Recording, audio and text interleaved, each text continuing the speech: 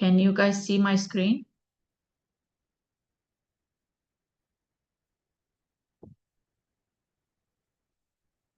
Yes, Dr. Farah. Okay. So 10% of the presentations will be moderate to severe head injuries. How do we classify these? Basically, the classification of severity is based on GCS at presentation. So if the GCS is 14 and above, it's called mild traumatic brain injury. If the GCS is 9 to 13, it's called moderate traumatic brain injury. If the GCS is very low, 3 to 8, it's called severe traumatic brain injury. So the severe traumatic brain injury is a high risk of mortality and neurological morbidity. So the aim of this presentation, I have 3 goals. First, we need to know what is the best modality to select in imaging these patients. Second of all, how to select patients or which cohort to select for CT scanning. And third, to prevent secondary brain injury. So the best imaging modality, it is well established as the CT. CT will be able to see all of the injuries, contusions, extra cerebral bleeds, skull fractures. Not X-rays, not ultrasound. So always please choose to do the CT. What cohort of patients shall we select for CT scan? We will see that, we'll talk about that in detail when I will present the criteria. So we need to become skilled in selecting the cohort who require imaging. Preventing secondary brain injury. So our role is selecting patients for CT, and then the ones who have severe injury or moderate to severe injury, we need to know how to prevent secondary brain injury in these patients. Here briefly, I will go through the differences between adults and pediatrics and what makes children more prone to head injuries. Of course, first of all, their heads are proportionately bigger to the rest of the bodies than adults, which means they are more likely to get injured in trauma. Their subarachnoid space is thinner, means there is less cushioning during any impact. Cranial sutures do not fully close until 12 to 18 months, which means they have more room for expanding hematoma, expanding edema, and that can go undetected in small infants. The unfused cranial sutures also mean large volume of blood can collect intracranially, leading to hypovolemic shock. Young children also can have up to twice the cerebral blood flow of an adult, which makes them susceptible to secondary brain injury. And children are more likely to vomit after a head injury than adults. So when you have a presentation of head injury in the emergency department, you need to make it easier for yourself, you need to categorize the patient into one of 3 categories. So the mildest head injury will be discharged straight home. The moderate to severe, of course, will need all the management and imaging and referrals and investigations. And there will be a larger group of patients who will need, so the third group will be the patients who are in between these 2 groups. So we don't know, do they have traumatic brain injury or not? They might need to be observed. They might need a CT scan, and they might be discharged after observation without any imaging. So the guidelines help you decide between how to manage this third group. And eventually, this third group, they will fall into one of the first 2 groups. So either they'll be discharged or they will be managed. A word on vomiting. A lot of children vomit after head injury, so it's not a reason to be alarmed if a child is vomiting. We don't know why, but there has been a fair bit of research into isolated vomiting, and the research suggests that the likelihood of significant intracranial injury is unlikely. So if the child is presenting only with vomiting, isolated vomiting, just a few episodes, it is unlikely that they have a significant injury. The guidelines will talk about that in details. So always follow the guidelines to help you decide if you need to CT scan the vomiting patient or not. Don't forget the C-spine. As with adults, you should always consider concurrent C-spine injury in all children presenting with head injury. Although the incidence is low, there are several guidelines on when to take the child for imaging of their C-spine. That's a different topic, so we'll talk about that in another topic. But what I need you to all know that if the child has low GCS or they are unconscious, you need to image their head and neck as well. So you have to assume they have a neck injury as well as the head injury. But if they have pain with a dangerous mechanism, but normal neurology or GCS 15, you can do plain films to detect C-spine injury. Safeguarding issues, unfortunately, there will be a proportion of children who will present with head injury, which will have non-accidental injury. We have a duty of care to these children, and we have to be skilled at detecting this proportion of children. So always take detailed history about mechanism and supervision, and always make sure the mechanism explains the injuries presented. And also remember to examine the child for other injuries, even if presented with only head injury. So why are we doing all this talk about criteria, about selecting patients for CT scan? Why aren't we scanning all the patients with head injury? That's obviously because of risk of radiation.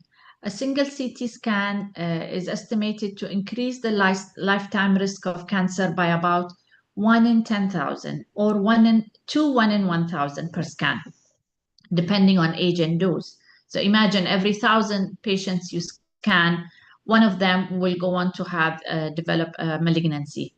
The younger children, less than 5 years, are at highest risk because they have more years of life to live, and there is potentially they will have more time to have radiation-induced cancer.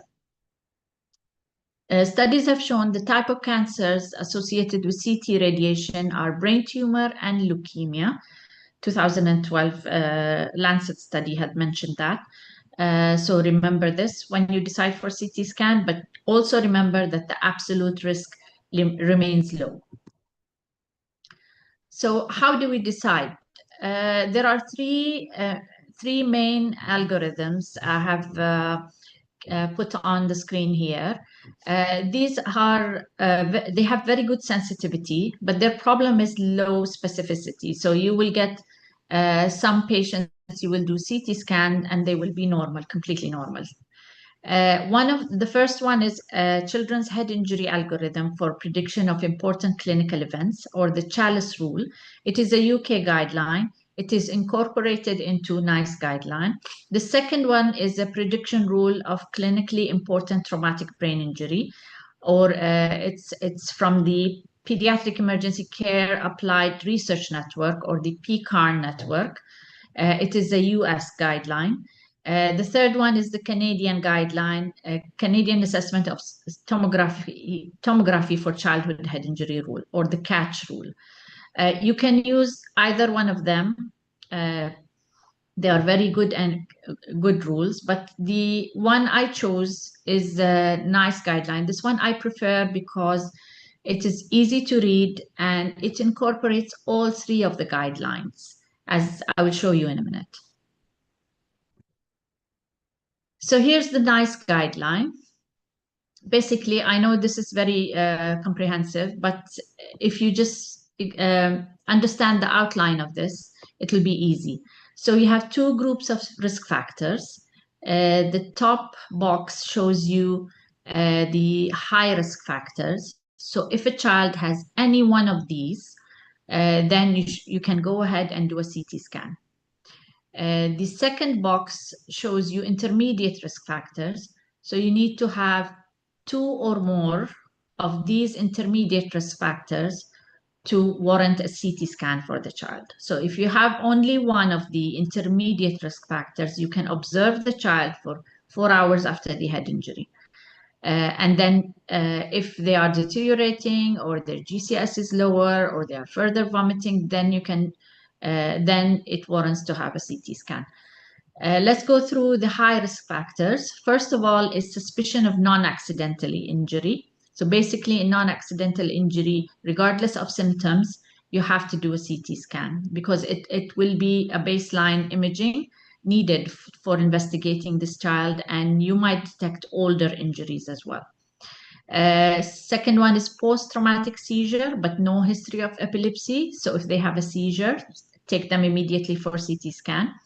If they have a GCS score less than 14 for children under 1, or a GCS less than 15 for older children, or if they have a GCS score of less than 15 at 2 hours of the injury, which means that if you observe this child and their GCS is dropping, then you need to do a CT scan. If you have a suspected open or depressed skull fracture or tense fontanelle. So this is not just having a hematoma, but if you palpate that hematoma, you need to find a depression in the bone, or you feel there's a gap in the bone, or a skull fracture you're suspecting, or there is a sign of increased intracranial pressure like tense fontanelle, then you need to do a CT scan. Also, if you have any sign of basal skull fracture, I'll show you pictures of these in a minute. If you have hemotympanum, panda eyes, or raccoon eyes, as some call them, cerebrospinal fluid leakage from the ear or nose, and a battle sign. Also, if you have a focal neurological deficit, for children under 1 year, if they have a bruise, swelling, or laceration of more than 5 centimeters of the head, on the head. So if you see a bruise or swelling more than 5 centimeters, that's an immediate risk factor for doing a CT scan.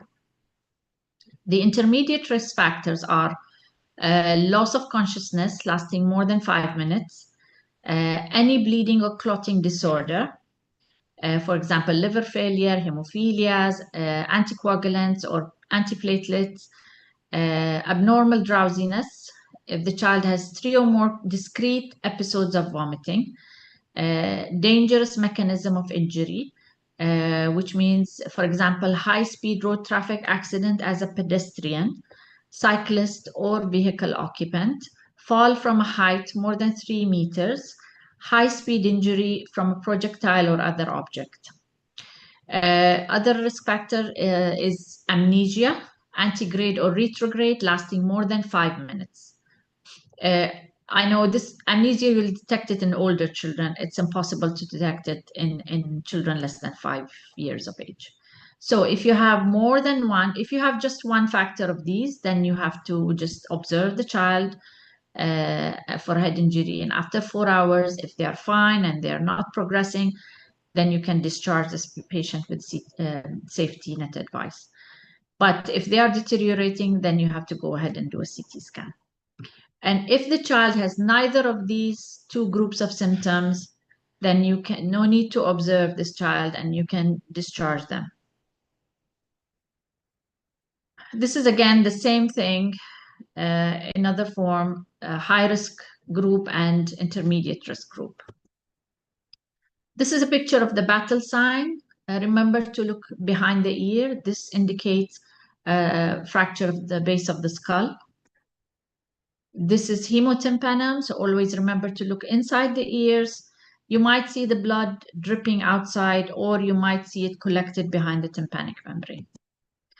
Raccoon eyes or panda eyes, as they call them, also a sign of base of skull fracture. So what is a significant fall height? According to NICE guideline, the significant fall in infants and young children is more than 1 meter or 5 flights of stairs. In older children, it is 3 meters. According to PCAN guidelines, it also divides the younger children into less than 2 years, which is 91 centimeters. It's almost 1 meter, same as the NICE guideline. and toddlers more than 2 years, 1.5 centimeters. But remember, CT is not automatically indicated based solely on height. So you need to have other symptoms to decide for CT scan. Some points to remember: always consider C-spine injuries in children presenting with head injury. Children who come with delayed presentation, more than 72 hours post-head injury and GCS 15, they should be risk stratified the same way as they were presenting within 24 hours. So no need to further observe these children. You have to immediately decide if they need a CT scan or don't, according to the same NICE guideline. Remember to use age-appropriate GCS. Other signs of altered mental status you may see: agitation, drowsiness, repetitive questioning, slow response to verbal communication. Also, remember, mild headaches occur commonly after head injury, so no need to be alarmed if the child has a headache. I'm not sure why the NICE guideline does not mention headaches, but it is mentioned in the other guidelines. You can just put the headache in the intermediate risk factors, but it has to be moderate to severe headache. Evidence suggests that isolated or mild headache is not enough to warrant a CT. Moderate to severe worsening headache, on the other hand, especially if combined with other symptoms, may increase the suspicion of traumatic brain injury and warrant imaging. So when you observe the child, what do we mean by observation? The recommended frequency of observation: you have to do vital signs, GCS, pupils, check the pupils, check behavior of the child every half hourly for the first 2 hours, and then 1 hourly until 4 hours are ending. After 4 hours, if you feel you still need to admit this child or observe the child furthermore, you continue 2-hourly observation as long as the child is in the hospital. Please do not use plain X-rays or ultrasound to diagnose or risk stratify the child for possible intracranial injuries, because these might miss some injuries and you will be falsely assuring the parent. Okay, here are some special conditions they might present. So as we said, if it's a possible non-accidental injury, CT scan should be done as an initial diagnostic tool. If the child or the teenager is drug or alcohol intoxicated, that will happen in older teenagers. You have to assume the neurological findings are due to head injury and not to toxicity. If it's a younger infant, less than 6 months of age, you have to put them at a high risk of intracranial injury. So you have to have a lower threshold of observation or CT scan. If the patient has a neurodevelopmental disorder, studies are unclear whether they have different background risk, but you have to make a shared decision with the parents and caregivers, the pediatric team that's looking after the patient. Make sure what is the normal baseline behavior of this child to decide if this behavior is changed or he needs a CT scan.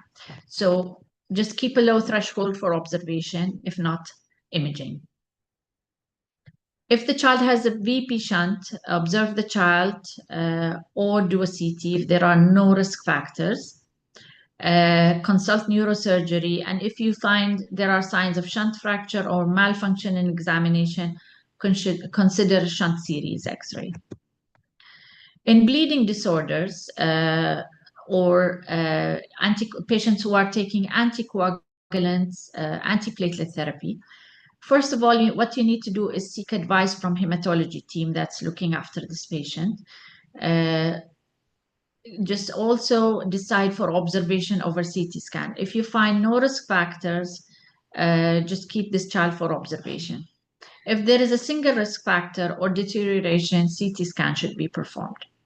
In coagulation factor deficiencies, for example, hemophilias, you need to administer a replacement factor urgently. If there are no risk factors, observe the patient. And don't let deciding for CT scan delay the risk factor replacement therapy. In ITP, you have to check the platelet count in all symptomatic patients. If the platelet is less than 20, consider empirical treatment after discussing with hematology team. If the patient is on warfarin or newer anticoagulants, just do a CT scan regardless of the presence or absence of risk factors because they are considered high-risk patients. Check their INR and discuss with their team regarding early consideration of reversal agents. Okay, moving on to cases. I have 6 cases. I hope we have time to go through all of them. First case, before we go into cases, does anyone have any questions?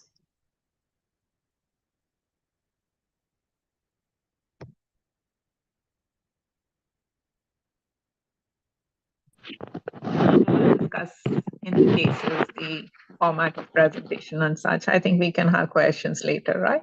Okay. Yeah, that's fine. Just that the role of ultrasound, especially in those babies where the fontanelle is still open, there is still a role for ultrasound. And I wouldn't risk it because you might miss something. You might miss a small fracture or a very small bleed. It's still, you cannot rule anything out. So it's better to do a CT scan.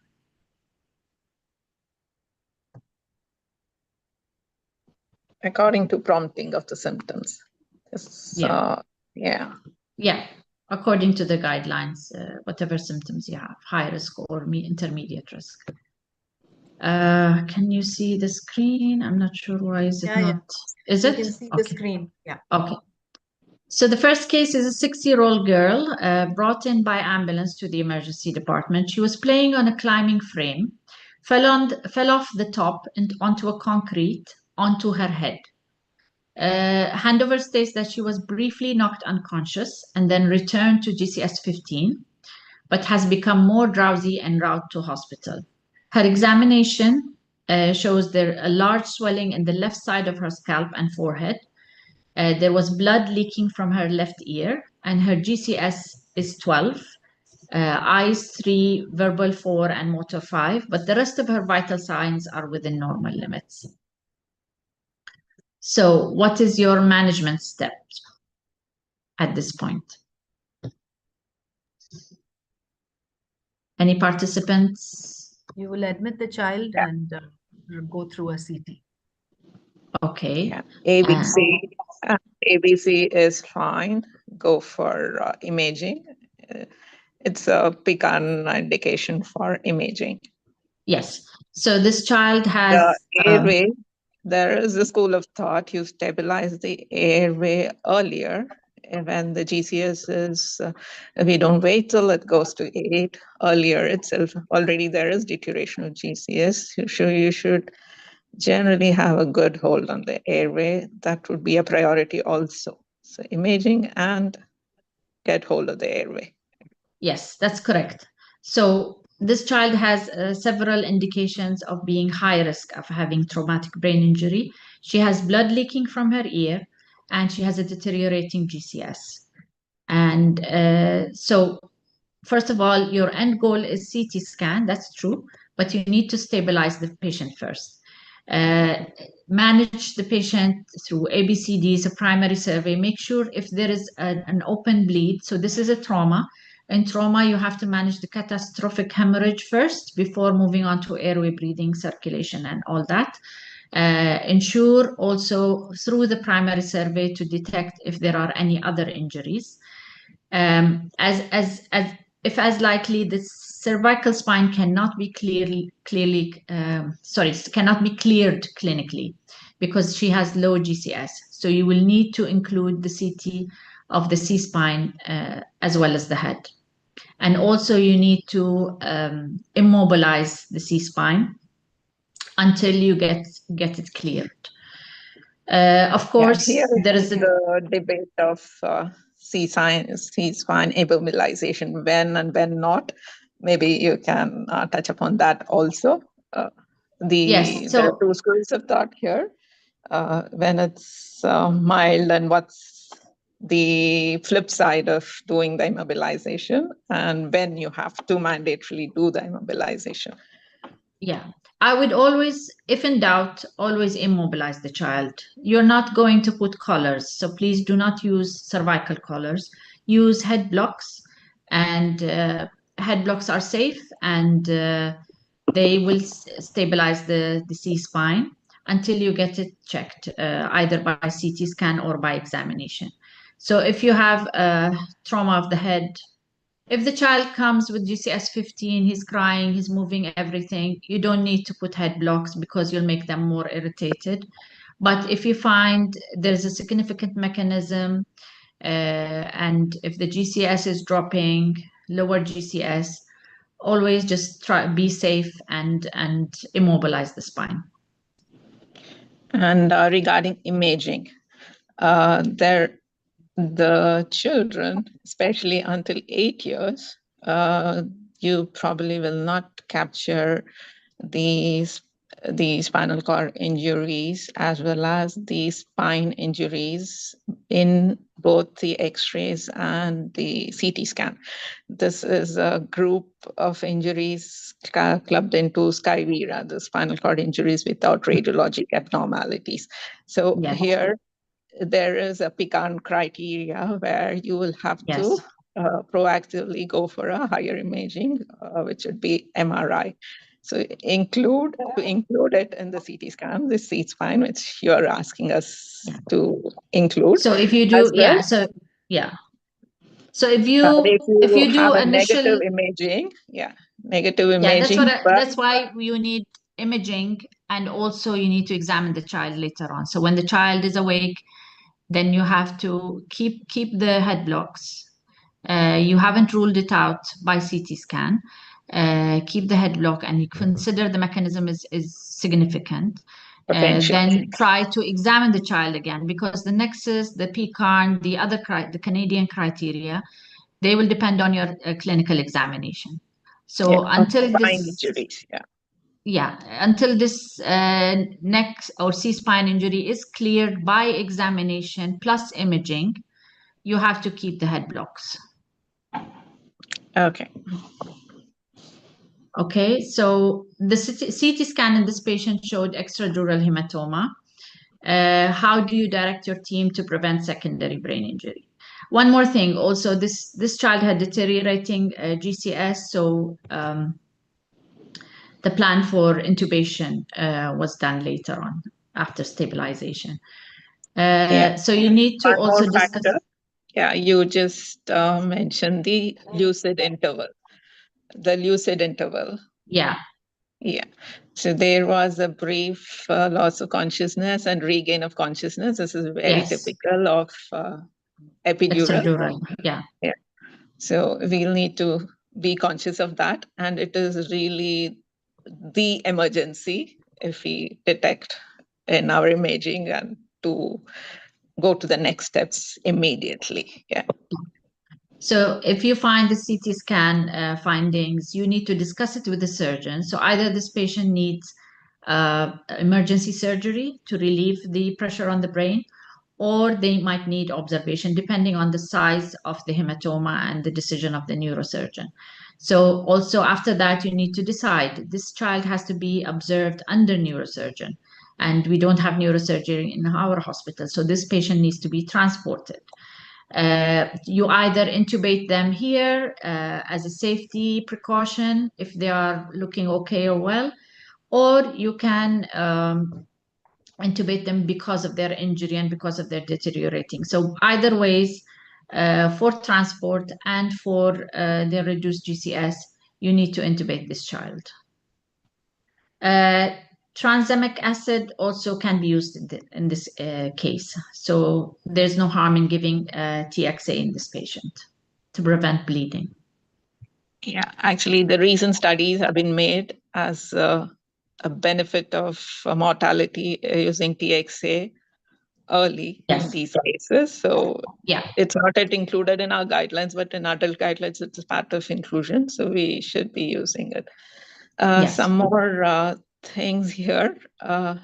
If there is hypotension in head Yeah. injury, what is Yeah. our approach if there is hypotension? So yeah, I will mention that in the neuroprotective brain injury, neuroprotective measures. So preventing secondary brain injury means in severe head injuries, you have to put attention to neuroprotective measurement, which means there are 5 things you need to control. You have to make sure this child is normothermic. So remember to check their temperature. This will come in your ABCDs. So if you do that in an organized manner, you will not forget it. You have to make sure this child is maintaining their O2 and CO2, normocapnia. So when you intubate and stabilize this child, you will have control on their oxygen and carbon dioxide.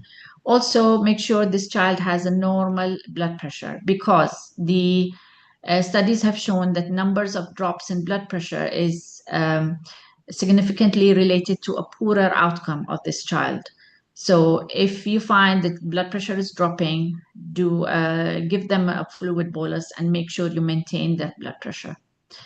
Normal glycemia, make sure their glucose is normal, and make sure they have normal ICP, intracranial pressure, by elevating their bed, having aggressive pain control. So don't be afraid to give this child whatever pain control you need, IV medications like first of all, IV parfalgan is fine, but then you have to consider more aggressive pain control like morphine, a small dose of ketamine, just to have control over the pain to avoid increased ICP. Remove the heart collars. So if the child comes into your ED with a heart collar by the ambulance people, so just remove that and put head blocks instead. Because heart collars will cause pain in children, and they will increase their ICP. Seizure prevention also. Seizures can cause raised ICP, so make sure you can give them a dose of Keppra just to prevent seizures if they don't have one as well. It is mentioned in some of the guidelines as well.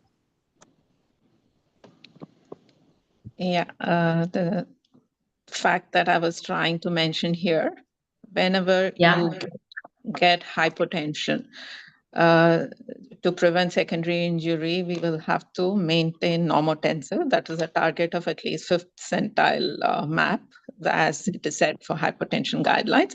But more important, it is rare to find hypotension with isolated head injury. Whenever you find hypotension, be aware of the fact that there is hidden bleeding happening elsewhere. It's always necessary to explore other source of bleeding, usually chest from injury. Of course, the other injuries, that is the abdomen and the chest, you make a scan of looking for bleeding in other sources.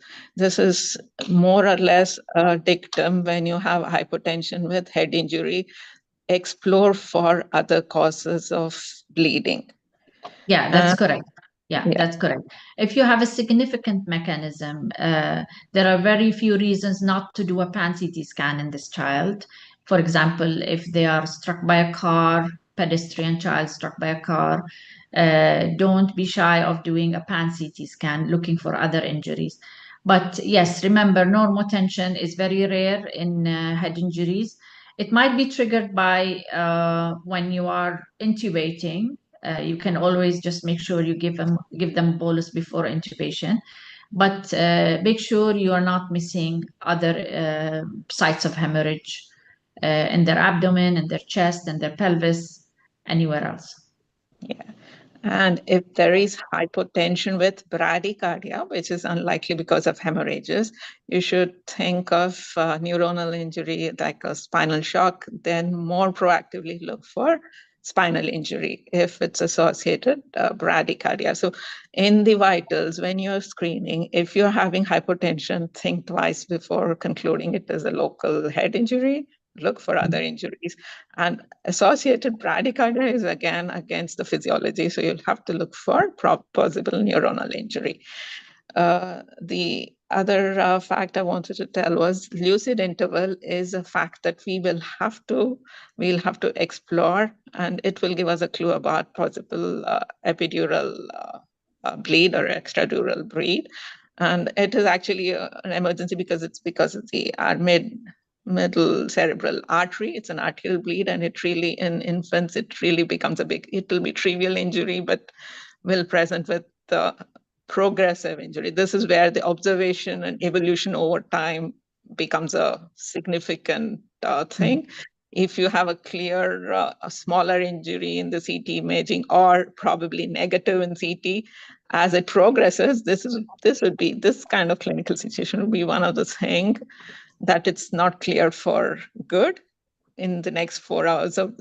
And this is again a thing, like what is the interval of observation do you ask for in the ER, or the observation duration that has a significance. It's not just 1 hour and then go away. It's stipulated 4 to 6 hours. I think there's a landmark duration also. You can tell about the significance of the duration that you ask for observation post-injury to detect a significant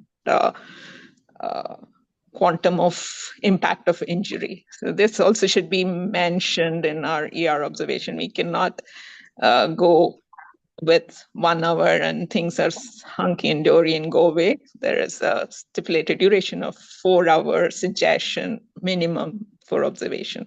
This also should be kept in mind because of this fact that by the time the full evolution of impact of injury comes to dawn, it would be at least this much duration before we clear it off, that it's okay to be going out of observation period. And I want you to tell us about the RSI, like what this is to avoid secondary injury. What are the agents we would use for intubation? Yeah, I would always prefer, I know we don't have ketamine here, but ketamine has been proven to be safe, even in head injuries. The previous studies there were previous studies that were preventing us from using ketamine in head injuries, but they have been debunked now. So it is safe to use ketamine. It will, especially in unstable patients, because ketamine will raise your blood pressure and heart rate. So you will have, you'll be safe to use it in unstable patients. One more thing I need you to remember, in these patients who have severe head injury, just remember to keep an eye for the Cushing effect. Keep an eye for raised intracranial pressure. Their blood pressure will rise and the heart rate might drop. So if you see these signs, always keep checking the pupils again and again.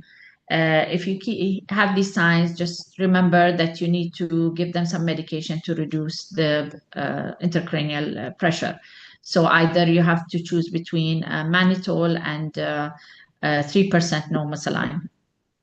Yeah, in this connection amongst the secondary brain injury prevention, never give hypotonics, fluids all through managing a head injury. A DNS is hypotonic, never give DNS beyond maintenance rate. So be cautious of this fact. Sodium is a very relevant thing in preventing secondary bacterial brain injury. Yeah. So can we move on to the next case? Yes, doctor. Okay, so case number 2 is a 20-month-old boy who was playing with his 6-year-old cousin when he ran into an opening door at home. He cried immediately and vomited around 10 minutes later. He's been brought to the emergency department where he was 20 minutes from his home. He vomited twice more. There was no loss of consciousness or seizure activity. On examination, other than looking nauseated, he appears to be behaving normally. So what is your management plan for this child? It'd be observation. Observation, correct. So this child is probably safely to be observed and doesn't need an immediate CT scan. So just remember, some vomits, you will not count them as vomits because the child might be crying and the mother might tell you this child always vomits when they cry. So that immediate vomit after crying, after the injury itself, is not usually counted as vomit because it happens in lots of children. So just observe this child and make sure they have vitals every half an hour, as we said, for the first 2 hours, and then 2-hourly for the next 2 hours. And if you have the mark of 4 hours and they are still fine, you can just discharge them with verbal and written advice. Okay. Can you touch Yes. upon what would be the written advice you will instruct them to come back for? Yes, so always just give them the signs of head injury. So the vomiting, tell them if the child keeps on vomiting, come back. If the child is excessively crying, which means they have a severe headache, if the child is behaving not normally, like being sleepy, drowsy, if you see any abnormal signs on their body, their neurological problems you're seeing, they're not walking properly, just bring them immediately back. Okay. Okay. I think during our examination, we didn't touch upon the pupils along with CCS. In this patient? In general, in our general evaluation of a head injury, the significance of examination of the pupils, so the information we gather, if it's unequal pupils or fixed pupils or not reactive to light would be one of the... I think pupils is a late sign. If there has to be signs before you have unequal pupils. I don't think pupils are mentioned in any of the guidelines because it's definitely a late sign. You will have multiple signs before you reach that stage. Already a caution is injury. one of the landmark signs to suggest intracranial hypertension. So it would be one of the markers in our evaluation, actually. Yeah, yeah. Especially brain midline defect, midline herniation. Just make sure. Anyway, let's move on to the next case.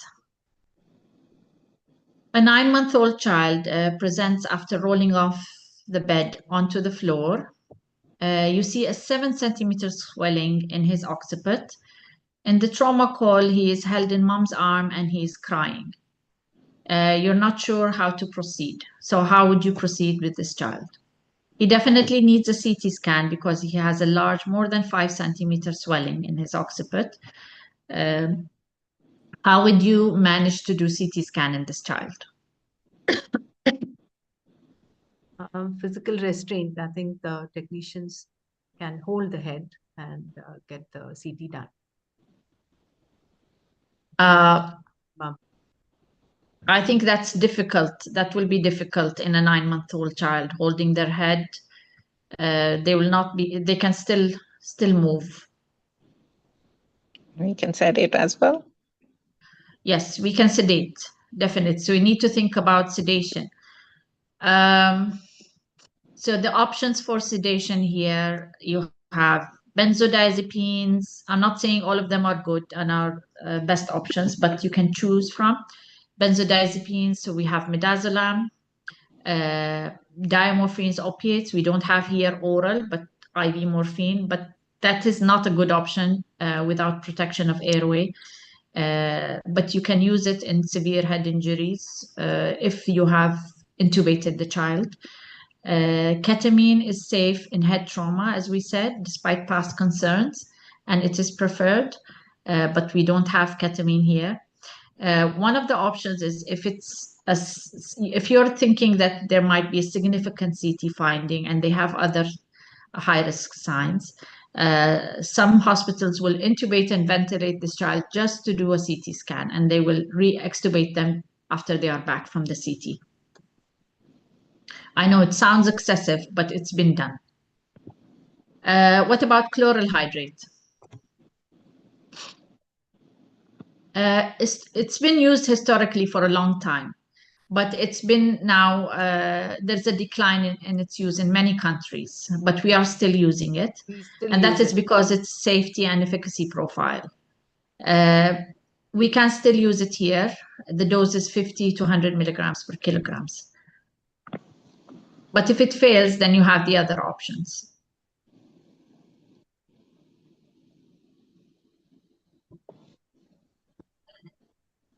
Any comments? Sorry, Dr. Farah, the only concern about sedation is the question of keeping them empty stomach, because that is what generally anesthetists, who are the ones giving the sedation, they insist on a 4-hour duration of being empty in the stomach. So that becomes a delay in imaging. Well, empty stomach is a requirement in elective sedation, but if you need that patient to have urgent CT scan, there is a very there's a very low incidence of aspiration in these children. Yeah, and if it's a concern, you have to secure the airway depending on the gravity of the situation. So the priority is to do the imaging, and if there is a concern of aspiration, secure the airway. Yeah, that judgment has to be made. You cannot delay it for that fact, and when you're delaying it, you will have to make sure you're addressing the airway parallelly. Yeah. Okay, so case number 4, 15, I would say 13-year-old girl for the sake of our purpose, reattends 10 days after being knocked unconscious for 10 to 15 seconds while jumping for a header while playing football. She passed the pitchside concussion test, so she was examined on the side, and they cleared her, and they made her continue to play. But she was substituted after saying she felt dizzy. And she was seen in ED, and she had a CT scan done, which showed no bleed, contusion, or fracture. She says that she found it hard to concentrate on her schoolwork for a week afterwards, but this is now normal. She wants to know exactly when can she go back to playing, as she has important match in 3 days. What would you do with this patient? This is return to activity guidelines after concussion. Yeah. That would be step-by-step gradual inclusion of physical activities, plus secondly cognitive activities like the screen time, as well as education activities, mathematics. There are suggested step-by-step inclusion of activities which would require the involvement of our cranial activities. So we have been asked to go graded step-by-step inclusion, physical, cognitive, and extra mental activities. So yes, we'll have to follow these lines. The symptoms of this child fit the criteria of concussion. So concussion basically, it is misunderstood and it's poorly explained to the patients. It is a description of symptoms and abnormal function experienced by patients after a head injury. And it happens if there is no evidence of macroscopic brain injury. So its management is commonly misunderstood and poorly explained. So you need to be able to recognize the symptoms of concussion, because inappropriate management strategies increases the risk of long-term cognitive and neuropsychiatric complications. So if you don't give the parents proper advice, the child might have long-term cognitive problems. So the management focuses on cognitive rest. Remember that. So you have to make the children avoid screens, keep them off school for how many days they require, avoidance of activities that trigger their symptoms, and gradual return to cognitive activity and education. Any mathematical homework, anything that requires a lot of stress in their brain, they need to avoid it. They just basically need to rest their brain cells. Return to sport should be gradual. I would say you have to keep them off contact sports for 2 weeks, 2 to 3 weeks. And when they come back, it has to be gradual and after clearance by the clinician. There is a significant risk of secondary concussion if sport and normal activity is returned to too soon after the initial injury. Sorry, yeah.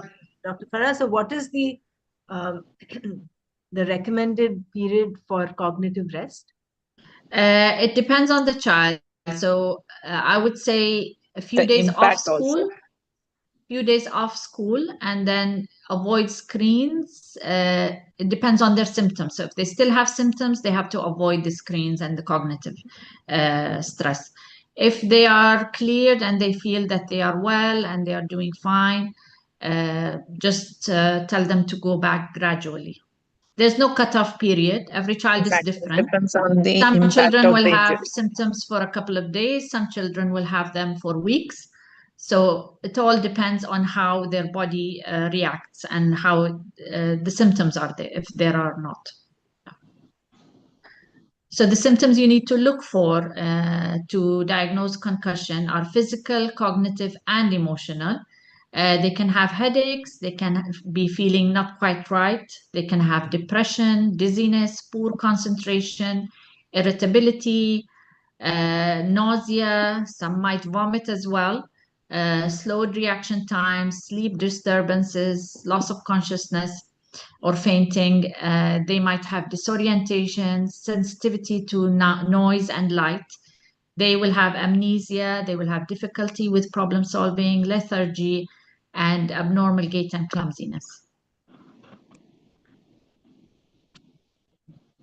Okay, moving on to case number 5. Do we still have time? Sorry. Assessment. Yes. I just have a suggestion here. If we can have a questionnaire for concussion in cases of in our Actually, department. in a previous presentation of mild TBI, concussion evaluation has been done, and there's actually a printout of assessing this. So at this connection, I would like to tell there is a way of evaluating also. You just said about the checklist, right? He passed the checklist, you said. Yeah. So that's so you can give some details about that. The examination findings. There is a screening test. That's the VO-MS test, visual oculomotor screening test or something. This is typically done for concussion. I do not offhand have the details. This is a check for various oculomotor signs like initiate convergence and do the saccades and the smoothness of those pursuit and things like that. I do not have, this is a step-by-step objective assessment, and progressively you do it to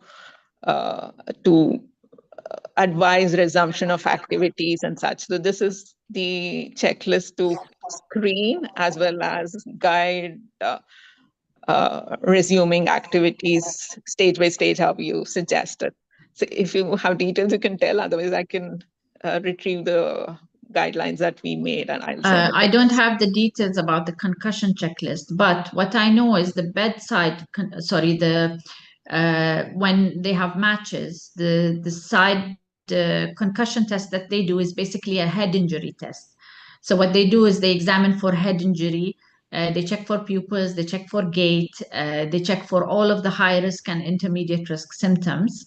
And that's, if there's nothing at all, then they clear the child for playing. But as a concussion by itself, this is the child has to tell you the symptoms. So I think we need to ask them specific direct questions. Yeah, those are the symptoms. Yeah. In these signs, this is called as VOMS screening, visual oculomotor screening. These are set of oculomotor tests that are done. There are a set of 4 tests, and they grade it objectively also. So, which is Yeah. done as a concussion test and screening. I'll just send it across. This was done as a part of our exercise before. I'll just send that. Yeah. Okay. Okay, moving on to case number 5. Do we have time? Shall I go on? You can go on. Okay. We don't have an end time. No problem. We'll finish. Okay, case number 5. An 8-month-old with his father. The father takes him to the park in a buggy. A frisky dog jumps, knocking the stroller over, and the child falls out. He cries immediately. The father calls for an ambulance. The baby is taking a bottle when the ambulance arrives, then vomits once. Paramedics bring him to the hospital and hand over a well-looking baby, pointing out to a non-frontal hematoma in the occipital region. He appears well on examination, interacting normally with you. You palpate his scalp carefully and you cannot feel a fracture, but note the occipital hematoma, which measures 4 centimeters. What is your management here? Anyone participating other than Dr. Vanita? You can observe him. He seems it's less than 5 centimeters, the hematoma. And the Yes. height also is a buggy. It is less than 1 meter. Mechanism of injury, throwing out of the moving vehicle. He's strolling in the park. He's not going fast. He's only on. No, the child knocked him. So, sorry, the dog knocked him. So the dog was coming quickly. So it's like a speeding vehicle against a static person. So that's like a car against a pedestrian. Yeah, throwing out of a moving vehicle mechanism. Yeah, it is a significant mechanism regardless of the height. But the other thing is the hematoma is small. That's correct. So you want to observe him, right? Yes, I will observe him. Yeah. Yes, so you are correct. This child is observed for a minimum of 4 hours. He has another bottle 3 hours into observation and vomits again. He does sometimes vomit after the bottles, as the parents mentioned. So it is not clear to you whether this is related to his head injury or not. The child is otherwise acting normally. Would you do a CT scan at this point? So 2 vomits, and we are not sure because sometimes he normally vomits. Yeah. No. No. We'll avoid a CT. We wait and watch. Sorry? Wait, no CT at this time. Okay. Was Dinesh saying anything? No, I was saying like the discrete vomiting is less than 3, so wait and watch. Same like Dr. That's correct. So the child is observed for another 2 hours because you're not sure if he's going to progress vomiting or not. He remains well and is discharged home. I would like to say something about vomiting. Number 3 is not a very distinct cutoff. So the idea is progressive vomiting. So because some of the guidelines say 4 vomits, some say 3 vomits, some don't mention any number of vomits. They just mention persistent vomiting. So idea is the persistence of vomiting. That's what you need to look for. Okay, case number 6, a 4-year-old with hemophilia A. He falls off his scooter while wearing a helmet. On examination, his GCS is 15 with a normal neurological examination. He has a small frontal hematoma. What is your plan in this case?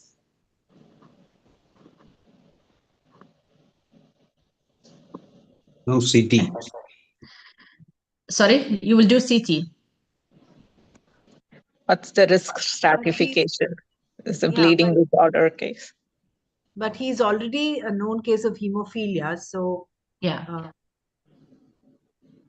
so he is at high risk, but having a bleeding disorder is not considered high risk symptom. So you don't need to do an immediate CT scan. The ones who have protective helmet. Yes, he has a protective helmet.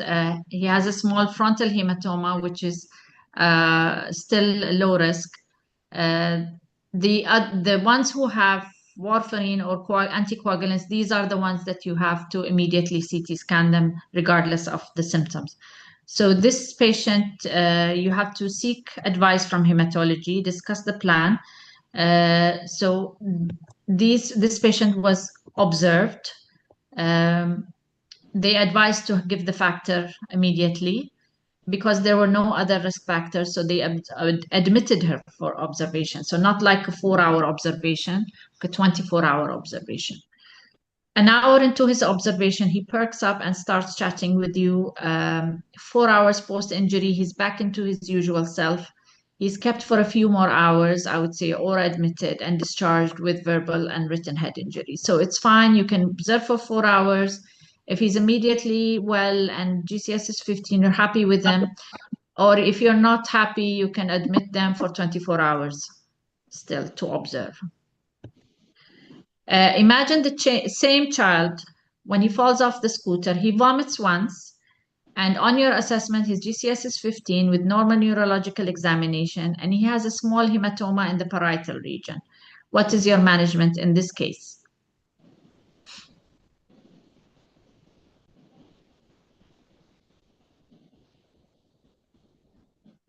No participants? CT, because of the penetration, yeah. CT, yeah. So he Preference has to CT. he has an intermediate risk factor, although just one, but because of his background bleeding disorder, he needs a CT scan. So you speak to the hematology team, he's given his coagulation factor the same, and the CT scan is performed. It showed no intracranial bleeding, but despite that, due to his condition, he was admitted for further observation. Yes, that's all. Thank you. Any more questions? Thank you very much, Dr. Farah, for that very interactive. There is one. Good morning. One sec. Actually, one consideration we will have to discuss. The thing that most of our cases, since we do not have a neurosurgeon, whatever the definitive intervention would eventually be with another center. So we'll have to develop transport guidelines. This is where it becomes very important to involve our safety measures during transport. So the prevention of secondary cerebral injuries, we find in CT relevant thing for intervention, and then it has to go to a neurosurgeon, supposing it's an epidural. One, airway would be important. You will have to electively acquire a control on the airway. That would be one of the things when we are transporting a significant injury which requires intervention with the neurosurgeon. Second, on transit, what are the things you will have to equip yourself with, and when would you intervene? Like when you are going through transit, it is definitely a situation which will not be a smooth thing. Sedation is one thing we'll have to already plan along with the receiving neurosurgery department, as well as identifying raised ICTs, immediate raised ICTs during your transport, and be equipped with an intervention which could handle this. This would be the emergency thing that you would have to be equipping yourself with, which you touched upon, like hyperosmolar or any one of the thing that as a institution guideline you should be familiar with, and you should equip yourself with during your transport time. In a significantly decided case which is going to require intervention, these are the things that you should anticipate in the short time that you would have in transporting. So have a control over the airway, which, or as instructed, it may not be requiring a intubation situation, but electively intubate earlier, as well as be aware of the fact that raised ICT you will be able to handle during the transit whenever you are transporting. So since most of the times this is what we will be pressed on, we will have to be aware of handling this. Yes, just to mention also, I will make the guideline printed in a printed version, and we'll have to make it official, and I'll put it in the pediatric guidelines in the ER. I will just need to have to modify some things in it and add some of the pointers that were missing to make it clear.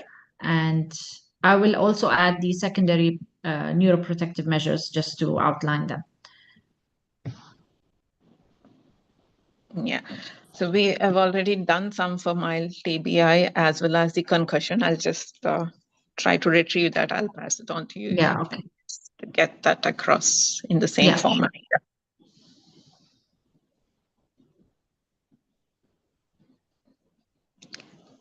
Okay, thanks a lot. It was a interesting 1 hour, the past 1 hour. And others, any questions before?